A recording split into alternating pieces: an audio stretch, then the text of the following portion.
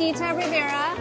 Hello, magandang umaga po sa ating lahat. Ako po si Coast Guard Chief Petty Officer Alden B. Baluarte from Coast Guard Station, Southern Palawan.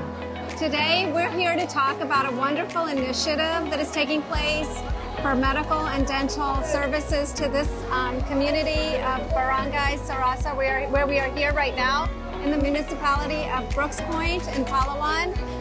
Isang malaking karangalan po na maging bahagi ng YWAM Bayanihan Mission upang matugunan ang mga pangangailangan ng ating mga kababayan dito sa Barangay Sarasa, Brooks Point, Palawan.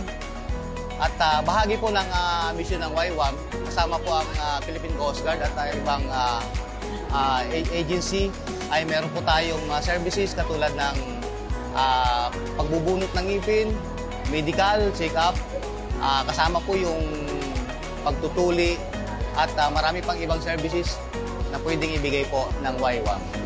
So there's a population roughly about 4,830 people with 60% belonging to the indigenous people group of here in this community of Barangay Sarasa. And there's a great need here.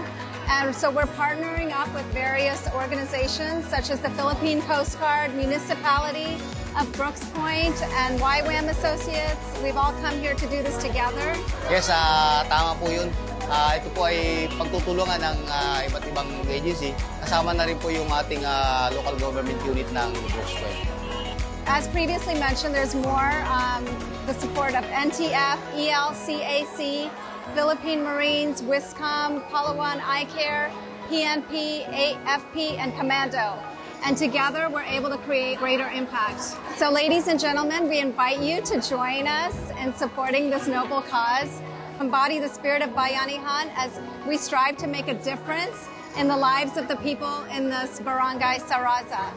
Thank you for your support. Maraming salamat po.